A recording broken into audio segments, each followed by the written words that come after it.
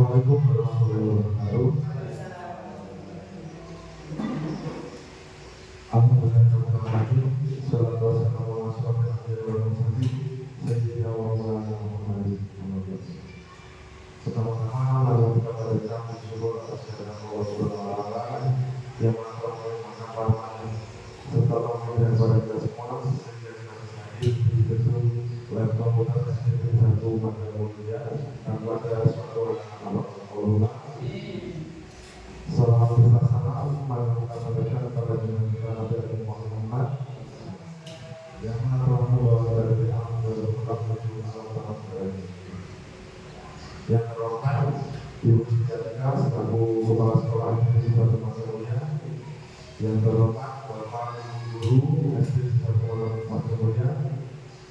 Berikutnya saya di sini yaitu akan membagikan susunan acara diseminasi budaya positif calon guru penggerak modul 1 alam 15. Untuk susunan acaranya, yang pertama pembukaan, yang kedua materi, yang ketiga sesi tanya jawab, dan yang terakhir penutup. Mengingat acara pertama, mari kita buka dengan lafaz Bismillahirrahmanirrahim. Untuk acara yang kedua, penyampaian materi untuk Bapak Informasi, mohon sampaikan materinya.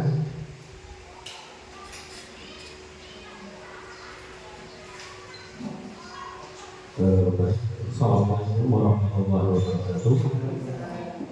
Alhamdulillah pada siang hari ini kita dapat berkumpul di lab komputer Satu Magelang Bapak Sofia.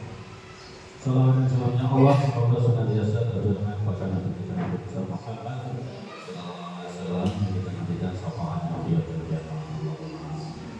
Yang saya hormati kepada pemimpin SDN 1 Magelang, Ibu Siti beserta Dewan Guru yang alhamdulillah bisa hadir untuk mengunjungi diseminasi budaya positif di sekolah kita.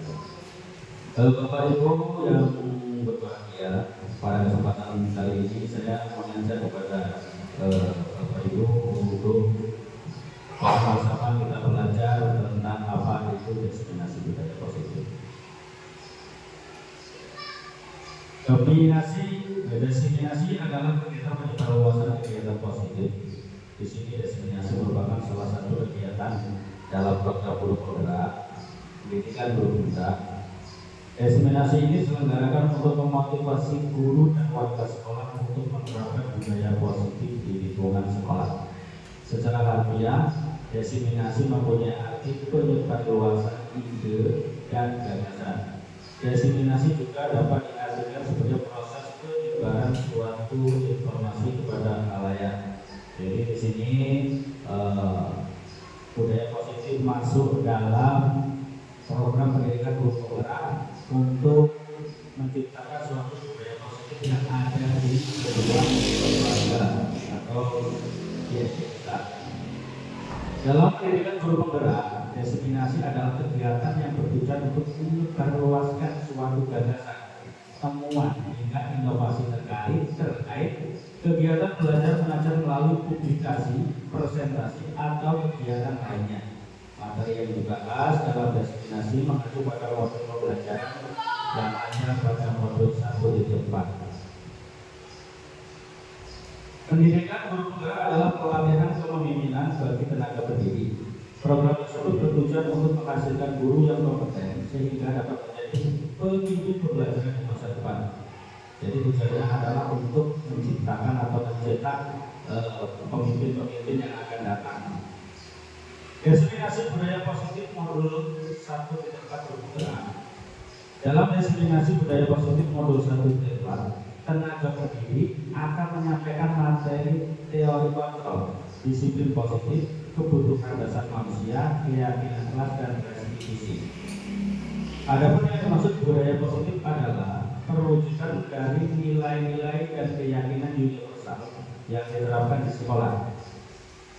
Dalam menciptakan budaya positif di sekolah, guru perlu menerapkan berbagai nilai-nilai positif untuk menciptakan lingkungan yang nyaman untuk belajar. Nah, ini tugas kita bersama.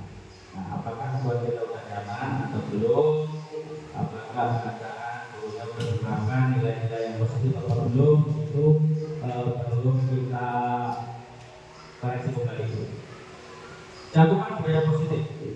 Menerapkan budaya positif di sekolah diawali dengan perubahan paradigma stimulus respon terkait nilai-nilai positif. Dikutip dari buku Memenuhi Kebutuhan Peserta Didik melalui Pembelajaran Berdiferensiasi oleh Hati Nurani. Budaya positif mempunyai 5 cakupan yang perlu diterapkan secara berkesinambungan. Berikut cakupan budaya positif beserta penjelasannya. Yang pertama adalah konsep disiplin positif. Langkah awal dalam menemukan budaya positif di sekolah yakni menerapkan budaya positif. Disiplin positif adalah perilaku positif yang memotivasi berasal dari dalam diri siswa, bukan karena hukuman atau hadiah. Nah, di sini ini juga kita bersama bagaimana anak itu supaya sadar dengan budaya positif yang harus dilakukan. Banyak contoh, misalnya mereka mau nyapu, mau pikir itu bukan karena takut sama guru, tetapi karena kesadaran dari dirinya dan sebagainya. Keyakinan kelas adalah nilai-nilai kebaikan atau prinsip yang disepakati bersama. Ada yang dimaksud dengan keyakinan kelas, yaitu seperangkat aturan kelas yang telah disepakati bersama. Dengan membuat keyakinan kelas, siswa akan lebih bersemangat untuk melaksanakan prinsip atau nilai-nilai yang mereka buat. Nah, ini di dalam kelas kita harus membuat kesepakatan kelas atau keyakinan kelas yang disepakati secara bersama. Contohnya, kita membuat datang harus tepat waktu, tiket harus tepat waktu, jagalah kebersihan dan lain sebagainya. Itu yang selama ini masih saya lihat itu ada kesepakatan kelas berbasis akhir. Biasanya monggo kita buat itu juga memudahkan kita. Jadi anak-anak akan bertanggung jawab dengan apa yang mereka lakukan. 3. Pemenuhan kebutuhan dasar manusia. Dalam ilmu psikologi, kebutuhan dasar manusia sangat mempengaruhi karakter, perilaku, dan tindakan seseorang. Kebutuhan dasar manusia dapat diartikan sebagai unsur-unsur yang diperlukan manusia untuk mempertahankan keseimbangan fisiologis dan psikologinya. William belajar membagi kebutuhan dasar manusia menjadi 5 hal, yang satu kebutuhan bertahan hidup. Nah, kebutuhan bertahan hidup itu apa? Kebutuhan bertahan hidup itu adalah kebutuhan seperti sadar, dan kebutuhan dan kasih sayang. Itu semua sudah tahu. Kalau kita nggak punya orang yang kita sayang, kita tidak punya semangat seperti Mas Adit lah nanti. Punya itu sudah di depannya, ya Mas. Rasa diterima. Kalau kita sudah bisa diterima di lingkungan kita, perasaan kita mungkin akan tenang. Tetapi kalau di lingkungan kita tidak diterima, itu akan membuat hati kita sendiri mungkin agak kurang pas dalam segala hal. Kebebasan itu banyak, ya. Kebebasan pilih jodoh, kebebasan berkarir, kebebasan usaha dan lain sebagainya. Kesenangan dan penguasaan. Nah, kesenangan itu dari hati sendiri, kalau cocok tapi senang. Penguasaan itu adalah sejenis kita mempunyai keinginan dan hal itu telah tercapai, ya, telah tercapai. 4. Posisi kontrol. Dalam penerapan budaya positif, guru berperan sebagai pemantau perilaku siswa. Guru bertanggung jawab dalam mengarahkan dan menuntut siswa ke jalan yang benar saat melakukan perilaku yang menyimpang. Kira-kira kita sudah belum? Ya, kita panggil ke kantor, kita tanya, karena kita mengetahui sekarang ya. Di sidang itu kita panggil, kita lihat di situ sedang apa, masalahnya apa, nah seperti itu. Itu posisi kontrol, kita hanya memantau. Yang kelima, segitiga restitusi. Keinginan untuk melakukan nilai-nilai dapat ditumbuhkan dengan konsep segitiga restitusi. Restitusi adalah upaya mendisiplinkan siswa dengan meminta siswa bertanggung jawab dalam menyelesaikan masalahnya. Segitiga restitusi terdiri dari 3 tahap, yakni 1. Melakukan kualifikasi terkait tindakan yang salah. 2. Menanyakan keyakinan kelas dan 3. Menstabilkan identitas. Melakukan validasi terkait dengan yang salah adalah kita berdialog langsung dengan anak. Berdialog langsung dengan anak, mengapa melakukan hal tersebut. Kalau keyakinan kelas kita tanya, nah kira-kira perbuatan yang telah kamu lakukan itu melanggar atau tidak sesuai dengan keyakinan kita enggak? Tapi kalau sesuai, tidak sesuai, mereka akan mengakui. Mas Fadlian dan itu adalah memberikan semangat kepada mereka. Dan akhirnya adalah cuan, bos. Terima kasih. Untuk selanjutnya, silakan yang ada yang mau ditanyakan, boleh bertanya. Silakan. Ini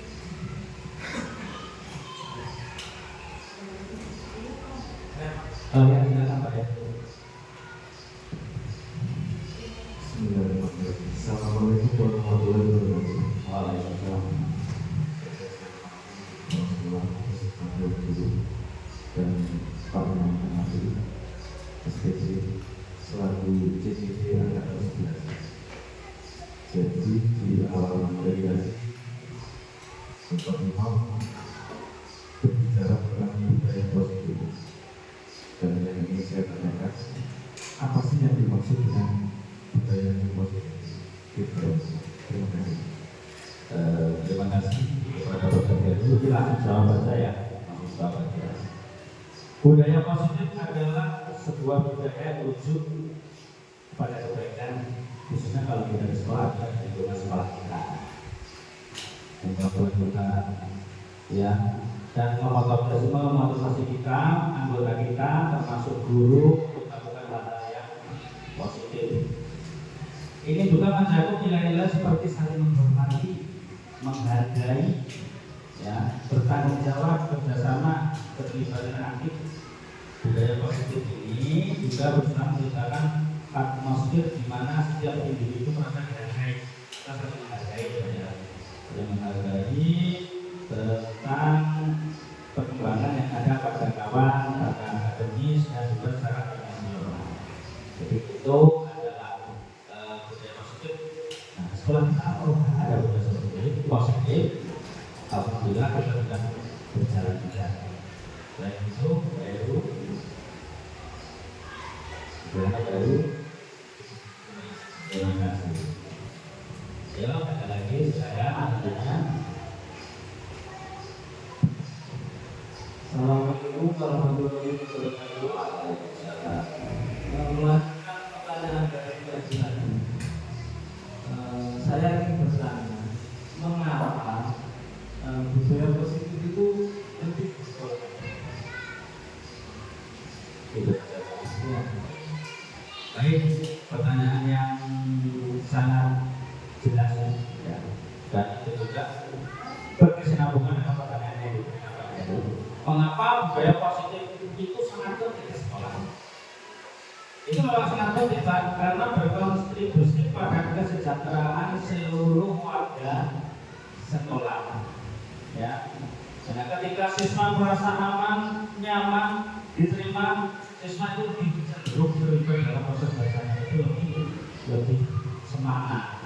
Ya.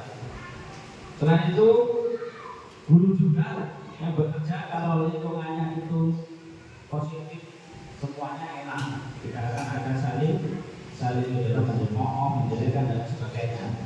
Itu membuat kita budaya positif, menjadikan kita semakin lebih baik. Betul ya. Nah, selain itu pengajaran kita untuk para murid juga lebih terfokus karena tidak ada gangguan-gangguan dari pihak-pihaknya. Kita bertanggung jawab. Kalau semuanya sudah positif, sudah aman, kondusif dan lain sebagainya. Nah, ini PR kita yang harus kita terapkan pada pendidikan kita. Gitu, Pak. Baik Pak, terima kasih Pak. Ya, terima kasih. Selanjutnya.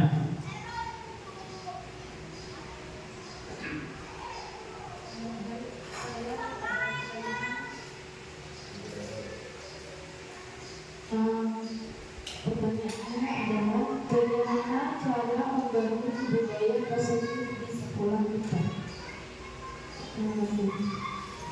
Baik, terima kasih kepada Ibu April yang langsung bisa menyiapkan segala hal tentang pertanyaan. Yang pertama yaitu yang terpenting adalah kita menetapkan visi di sekolah kita. Ya. Visi dan misi yang jelas mengenai nilai-nilai yang ingin dididik di sekolah kita. Penghargaan dan pengakuan terhadap pencapaian siswa itu juga harus ada. Ya, seperti kita selama ini sudah melaksanakan, walaupun kita ibaratnya nggak secara langsung kepada mereka, kita memberikan penghargaan kepada mereka, pengakuan kepada mereka seperti pada setiap kita mengadakan akhir semester ya, semester memberikan mereka hadiah. Nah, tapi kan mereka tidak akan pernah mengharap hadiah itu setiap hari itu ada. Mereka hanya akan berusaha untuk bisa meraihnya. Tidak tertekan harus kan gitu. Kalau mereka memang tidak mampu, tidak dapat, mereka tidak ada sebut sosial. Itu yang pertama. Yang kedua, kita mengadakan kegiatan ekstrakurikuler seperti yang telah Ibu Abdul dan kawan-kawan lakukan, itu tari, menjadi budaya yang positif.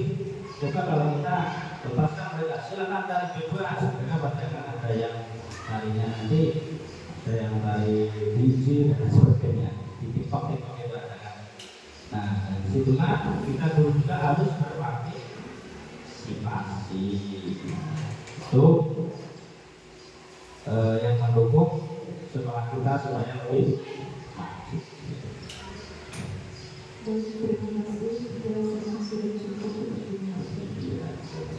Ya, selanjutnya Pak Hari.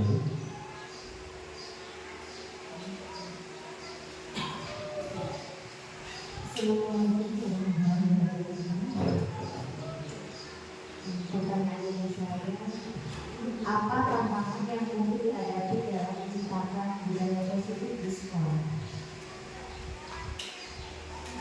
Tantangannya sebenarnya pembuahannya. Kalau tantangan itu banyak sekali. Salah satu tantangan utama adalah perbedaan latar belakang dari anggota kita. Kita kan komunitas di sini, komunitas kita. Tantangannya banyak sekali. Karena apa? Kita berbeda pendidikan. Nah, beragam juga. Nah, tetapi hal tersebut akan berbaur menjadi satu, walaupun menjadi satu itu dengan berjalannya waktu. Nyatanya kita dulu perbedaannya itu banyak. Sebelum kita mempunyai banyak komunitas, kita bingung. Karena kita tidak punya komunitas. Coba dulu pada pertama kali masuk di SD ini, mungkin beresi, berhasil, canggung. Tapi seiring berjalannya waktu, kenyataannya sekarang bisa berkembang dan bisa bersambung. Nah, itulah salah satu yang menjadi tantangan paling utama adalah background kita, ya, background kita. Itu ya. Dan sebenarnya apa ada lagi pertanyaannya?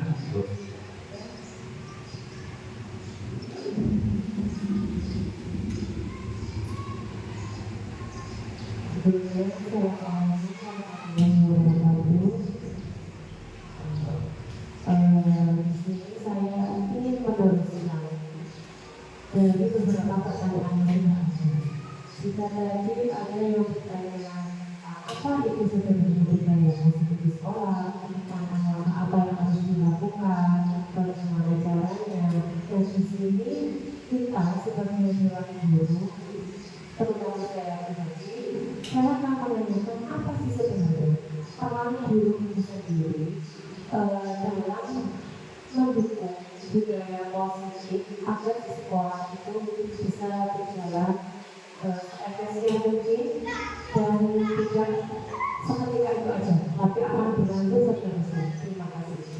Baik, terima kasih. Karena buku saja juga beragama, artinya memang harus. Karena buku saja juga harus menjadi contohnya. Guru di sini memainkan sentralnya. Guru itu sebagai pusatnya, menjadi peran pendukung dalam mempromosikan budaya positif. Jadi guru itu sangat sentral, sangat penting. Makanya kita harus menjaga sikap kita, tingkah laku kita, omong kita. Ya. Bagaimana supaya kita tidak dicontoh oleh murid-murid kita. Misalnya kita ngomongnya besok-besok itu juga nggak boleh. Jika ngomongnya kalau dia biasanya suruh anak piket itu sebenarnya itu nggak masuk ya. Tetapi karena anak zaman sekarang itu zaman now itu susah diberitahu. Ya apa boleh buat? Itu pelan-pelan diterapkan dalam penanggung mereka ya. Terus guru juga bertindak sebagai model. Nah, model itu apa? Contoh. Kalau kita menyuruh anak itu untuk piket, nah, pertama kali yang harus kita siapa dulu? Ya, karena ini perang. Anak itu, ambil sampah itu. Kita ambil sampah, ayo kita ambil sampah bareng-bareng. Itulah budaya positif. Guru sangat sentral, sangat penting. Nah, terus kita harus bekerja sama dan berinteraksi dengan siswa setiap hari. Kira-kira kita interaksinya hanya di depan kelas, kita di depan, siswa di belakang. Apa kita sudah berbicara dengan mereka, berbicara dengan mereka? Siswa juga perlu kita bertindak sebagai ayah mereka, sebagai ibu mereka, untuk mengetahui keluh kesah yang mereka rasakan selama ini. Mereka kita tanya masalah apa yang ada, masalah apa yang dirasakan. Itu kan banyak ya murid yang kita nggak tahu Allah berbuat jahat. Nah, seperti beberapa hari lalu terjadi pencurian itu, ternyata saya saya telusuri, saya selidiki itu karena udah 4 hari nggak dikasih makan orang tuanya. Itu, dan dia kenapa melakukan itu? Karena dia kelaparan. Nah, makanya kita harus menelusuri. Loh, dia kalau makan ngopo? Loh, dia sepatunya jebol karena itu ngopo? Karena nggak punya, kita nggak tahu kan. Kita jangan langsung menghakimi siswa dan langsung memberikan ibaratnya teguran yang keras, ya. Walaupun anak sekarang itu bikin emosional. Supaya coba di kelas 1 pasti isinya aja susah dibilang gitu. Guru juga bertanggung jawab untuk menciptakan lingkungan kelas yang aman dan mendukung, di mana siswa merasa dihargai dan termotivasi untuk belajar. Itu peran kita bagaimana? Ayo, iki sama jalan orang. Sama orang iso diwarai, walaupun kita ngajarinya tidak 100% karena yang 100% itu di rumah. Kalau di sekolah kita hanya fokus pada satu anak, yang lain akan tertinggal. Apalagi anak yang kita mampu, kita bikin terus, yang mampu pasti akan marah mereka. Guru pilih kasih, terus dengan memberikan umpan balik yang konstruktif, mendukung kekebalan keterampilan emosional, sosial, dan mengimplementasikan strategi pengajaran yang inklusif. Guru dapat membantu menumbuhkan budaya positif yang berdampak luas pada seluruh sekolah, bukan hanya pada siswa, juga pada rekan-rekan, pada kawan-kawan. Kita juga perlu teman-teman sendiri, kawan sendiri, di lingkungan masyarakat juga kita harus berikan contoh yang baik. Itu. Ya, itu.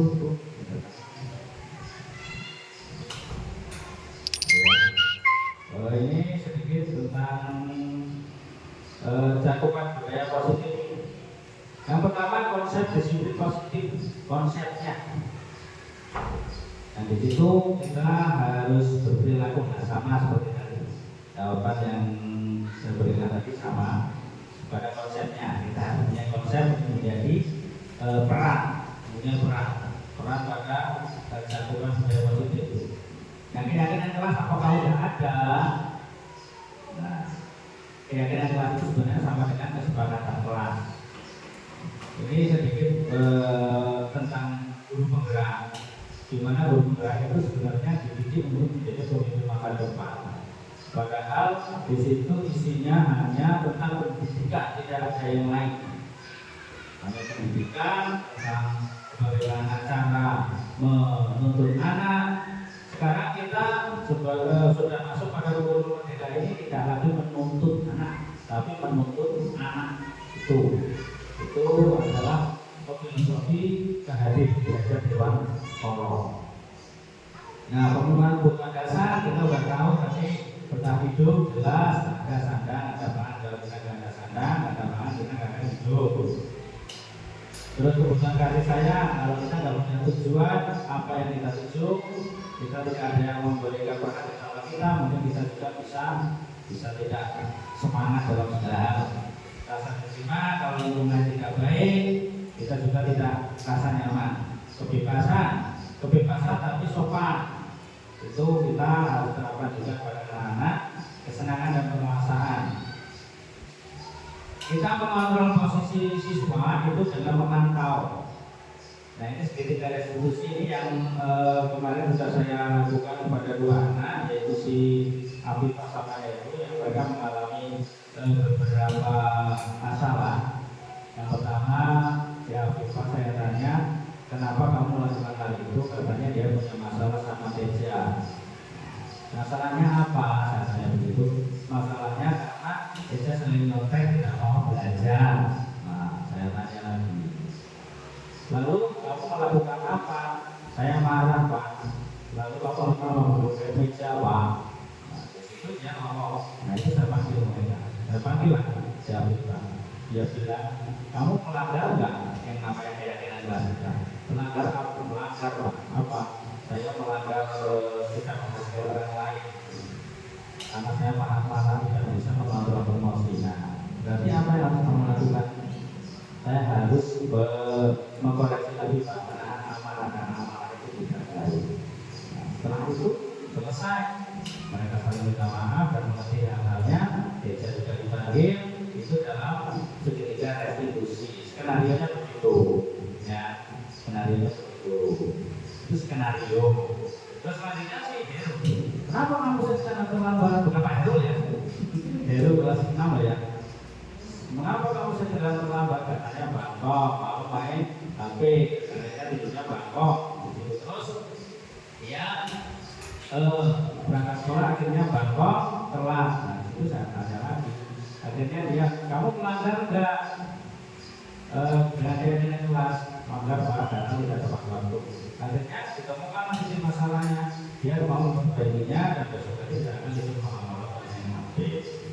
Itu salah satu proses ketika restitusi. Itu skenario yang telah berlaku. Itu Bapak Ibu, saya rasa cukup untuk materi hari ini. Dari saya akhiri belajar. Wassalamualaikum warahmatullahi wabarakatuh.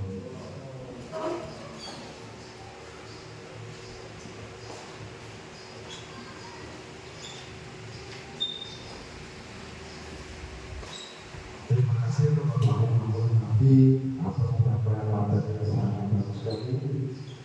Mari kita kasih tangan untuk Pak Bapak. Kasih tangan untuk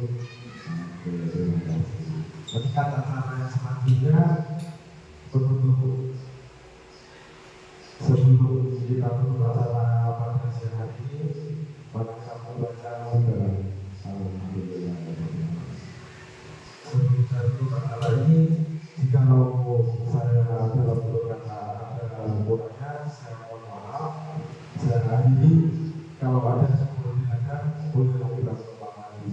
Kalau ada yang panjang, boleh kita berkembang lagi. Assalamualaikum warahmatullahi wabarakatuh.